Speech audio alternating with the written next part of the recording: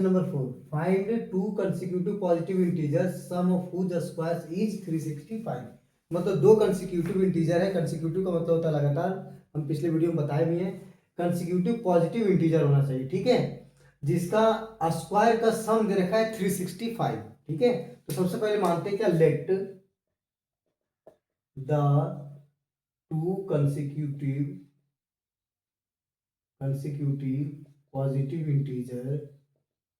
Positive integers be x and x plus one. अब ये दोनों का स्क्वायर का सम दे रखा है 365। तो लिखेंगे क्या, अकॉर्डिंग टू क्वेश्चन, तो लिखेंगे क्या, x square plus x plus one का होल स्क्वायर इक्वल टू 365। अब यहाँ लिखेंगे क्या, एक्स स्क्वायर, देखिए ये टूटेगा ए प्लस बी के होल स्क्वायर में, तो क्या हो जाएगा, a square plus B square plus 2ab equal to 365 हो जाएगा। तो लिखेंगे x square plus x square 2x square होगा, इधर हो जाएगा कितना 2x और plus one minus 365 equal to 0। ये इधर प्लस में था, इधर माइनस में आ गया, ठीक है। लिखेंगे 2x square plus 2x minus 364 equal to 0। अब तीनों से 2 कॉमन आ रहा है, ठीक है, तो लिखेंगे 2 कॉमन आ रहा है, तो लिखेंगे x square plus x minus ये हो जाएगा 182 इक्वल टू 0।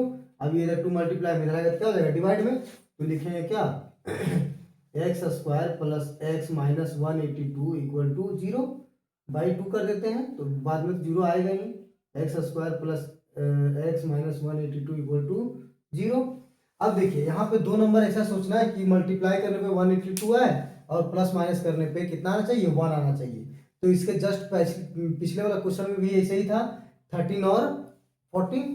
तो लिखेंगे क्या यहाँ पे, x square plus 14x minus 13x minus 182 equal to क्या हो जाएगा 0। अब यहाँ से क्या करेंगे, x कॉमन आ रहा है तो x प्लस 14 और यहाँ पे माइनस 13 कॉमन आ रहा है, x प्लस 14 इक्वल टू 0। अब यहाँ से x प्लस 14 दोनों में कॉमन आ रहा है, तो लिखेंगे x प्लस 14, यहाँ हो जाएगा x माइनस 13 इक्वल टू 0। अब दो केस में टूटेगा, तो लिखेंगे therefore x plus 14 equal to 0 पहला केस, और दूसरा case x minus 13 equal to 0। तो लिखेंगे ये इधर प्लस में जाएगा माइनस में, तो लिखेंगे x इक्वल टू माइनस 14, ठीक है, और ये इधर x इक्वल टू माइनस में है, तो इधर आ जाएगा, क्या हो जाएगा, प्लस में हो जाएगा, मतलब प्लस 13। तो प्लस 13 होगा और माइनस 14 नहीं होगा। क्यों नहीं होगा, क्योंकि यहाँ पे पॉजिटिव इंटीजर लिखा हुआ है, तो माइनस 14 तो होने वाला है नहीं। तो आप लिखेंगे क्या, तो फर्स्ट नंबर कितना हो जाएगा मेरा, फर्स्ट नंबर इक्वल टू 13 हो जाएगा, और सेकेंड नंबर कितना हो जाएगा, second number equal to x plus 1 है, यानी 13 प्लस 1 इक्वल टू कितना हो जाएगा 14। तो दो कंसेक्यूटिव नंबर है। अब देखिए question number 5, the altitude of a right triangle is 7 centimetre less than it's base. यानी एल्टीट्यूड जो है, ठीक है, वो बेस से कितना सेंटीमीटर कम है, 7 सेंटीमीटर कम है। If the hypotenuse is 13 centimetre find the other two sides.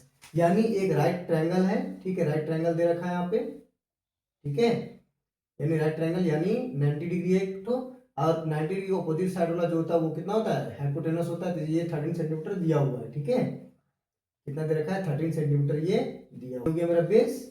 और ये क्या हो गया, एल्टीट्यूड, यानी एल्टीट्यूड कहने का मतलब परपेंडिकुलर हाइट को हम लोग क्या बोलते हैं, एल्टीट्यूड बोलते हैं, ठीक है। तो यहाँ पे क्या करेंगे, लिखेंगे let the base of a right triangle be x centimetre, ठीक है। तो लिखेंगे देयरफॉर एल्टीट्यूड क्या होगा, एल्टीट्यूड यानी क्या, परपेंडिकुलर इक्वल टू क्या हो जाएगा, x माइनस 7 सेंटीमीटर, ठीक है। अब तो बेस x है, परपेंडिकुलर x माइनस 7 है, हाइपोटेनस दे रखा है, तो अब हमको x फाइंड करने के लिए क्या करेंगे, हम लोग पाइथागोरस थ्योरम का यूज करेंगे, ठीक है। यूजिंग पाइथागोरस थ्योरम को शॉर्ट में पीटी भी लिखते हैं। अगर आपको लिखना है तो पाइथागोरस थ्योरम लिख देते हैं पूरा, पाइथागोरस थ्योरम, ठीक है। तो पाइथागोरस थ्योरम क्या होता है, H square equal to P square plus B square, मतलब हाइपोटेनस का स्क्वायर इक्वल टू परपेंडिकुलर का स्क्वायर प्लस बेस का स्क्वायर। तो हाइपोटेनस कितना दे रखा है, 13 का स्क्वायर हो जाएगा, परपेंडिकुलर कितना है, परपेंडिकुलर यानी 7 माइनस एक्स का होल स्क्वायर हो जाएगा, और बेस कितना है एक्स स्क्वायर, ठीक है।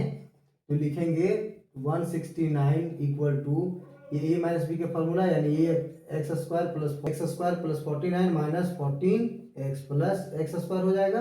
तो लिखेंगे एक्स स्क्वायर 2x स्क्वायर हो गया, ठीक है। इधर ये माइनस 14x हो जाएगा और ये इधर प्लस में रहेगा तो माइनस में, तो लिखेंगे माइनस 169 प्लस 49 इक्वल टू 0। तो लिखेंगे कितना यहाँ पे 2x square minus 14x minus 120 equal to 0। अब देखिए 2 यहाँ से कॉमन आ रहा है, क्या आ रहा है, तीनों से 2 कॉमन आ रहा है, तो लिखेंगे 2 कॉमन, एक्स स्क्वायर यहाँ बच गया माइनस 7x माइनस कितना होगा 60 इक्वल टू 0।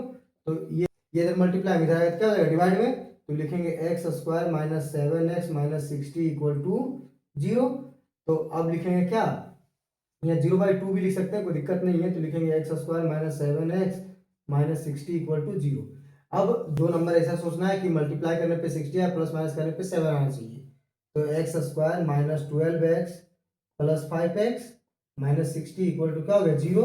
तो लिखेंगे क्या, एक्स कॉमन आ रहा है यहाँ से, मतलब एक्स मतलब सॉरी एक्स कॉमन आ रहा है, एक्स माइनस 12 हो जाएगा और प्लस 5 कॉमन आ रहा है तो एक्स माइनस 12 हो जाएगा इक्वल टू क्या हो गया 0। तो यहाँ से लिखेंगे क्या, x माइनस 12 आ गया कॉमन, बचा कितना x प्लस 5 इक्वल टू 0। अब यहाँ पे दो केसेस में टूटेगा तो लिखेंगे therefore x minus 12 equal to 0 पहला केस और दूसरा x प्लस 5 इक्वल टू 0 दूसरा केस। यानी ये हो गया, इधर माइनस में जाएगा तो क्या हो जाएगा प्लस, यानी x इक्वल टू 12 आ गया और इधर ये इधर प्लस में जाएगा तो क्या हो जाएगा माइनस में, तो x इक्वल टू माइनस 5। तो डिस्टेंस कभी भी नेगेटिव नहीं होता है, तो x इक्वल टू कितना हो गया, यानी बेस को क्या माने थे, x माने थे, x इक्वल टू 12 सेंटीमीटर आ गया। और एल्टीट्यूड यानी परपेंडिकुलर, ठीक है, एल्टीट्यूड यानी परपेंडिकुलर क्या था, x माइनस 7 यानी 12 माइनस 7 इक्वल टू कितना हो गया 5 सेंटीमीटर। तो बेस हो गया कितना 12 और एल्टीट्यूड कितना हो गया 5 सेंटीमीटर, एल्टीट्यूड यानी परपेंडिकुलर, ठीक है। A cottage industry produce a certain number of poetry articles in a day. It was observed on a particular day that the cost of production of each articles was more than twice the number of articles produced on that day if the total cost of production on that day was 90. Find the number of articles produced and the cost of each article, ठीक है। अब ध्यान देखिए, सबसे पहले क्या करेंगे, मानेंगे क्या, let the number of articles in a day be क्या एक्स, एक दिन में कितना वो प्रोडक्शन कर रहा है, एक्स आर्टिकल प्रोडक्शन कर रहा है। तो लिखेंगे क्या, देयरफॉर रुपीज कितना हो जाएगा उसका, तो लिखेंगे कॉस्ट ऑफ